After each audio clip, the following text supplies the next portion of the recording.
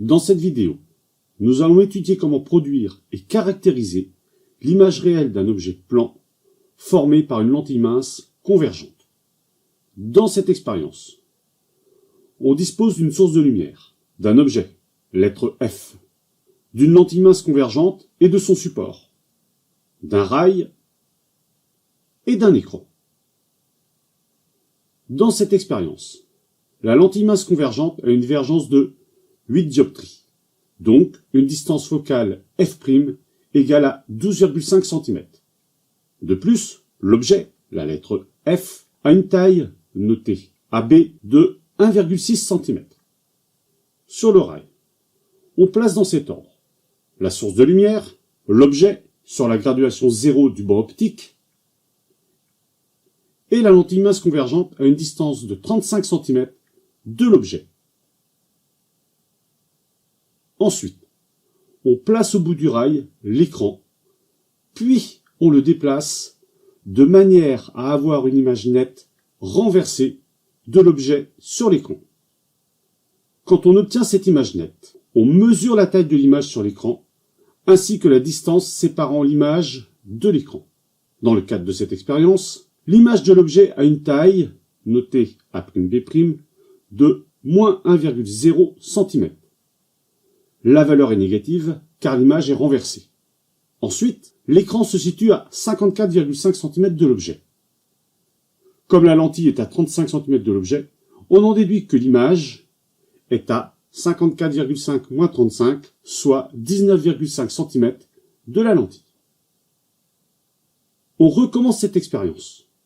Mais maintenant, on place la lentille mince convergente à une distance de 20 cm de la lentille. Ensuite, on déplace l'écran de manière à avoir une image nette renversée de l'objet sur l'écran. Quand on obtient cette image nette, on mesure la taille de l'image sur l'écran, ainsi que la distance séparant l'image de l'écran. Dans le cadre de cette expérience, l'image de l'objet a une taille, notée A'B', de moins 2,7 cm. La valeur est négative, car l'image est renversée. Ensuite, l'écran se situe à 53 cm de l'objet. Comme la lentille est à 20 cm de l'objet, on en déduit que l'image est à 53 moins 20, soit 33 cm de la lentille. On constate que plus l'objet est proche de la lentille, plus son image sur l'écran est grande. Dans ces deux expériences, on peut donc mesurer le grandissement de l'image. Le grandissement est défini par la relation gamma est égal à A'B' divisé par AB. Dans la première expérience, l'objet AB a une taille de 1,6 cm et son image A'B' a une taille de moins 1 cm.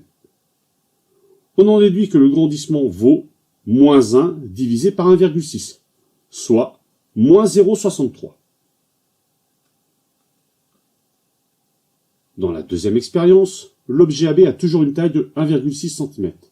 Et maintenant son image A'B' a une taille de moins 2,7 cm.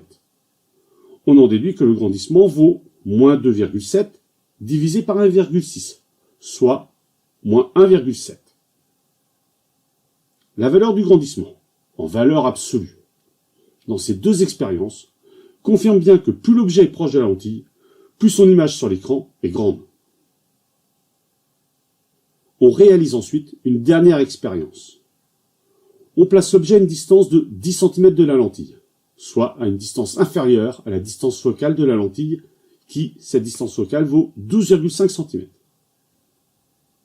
Ensuite, on déplace l'écran de manière à avoir une image nette de l'objet sur l'écran. On constate que l'on ne trouve aucune position de l'écran pour laquelle on a une image nette de l'objet.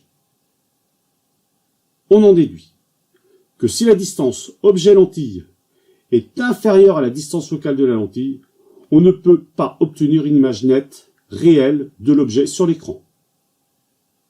En échange, si on regarde à travers la lentille, on observe une image virtuelle droite, c'est-à-dire dans le même sens que l'objet, et plus grande que l'objet.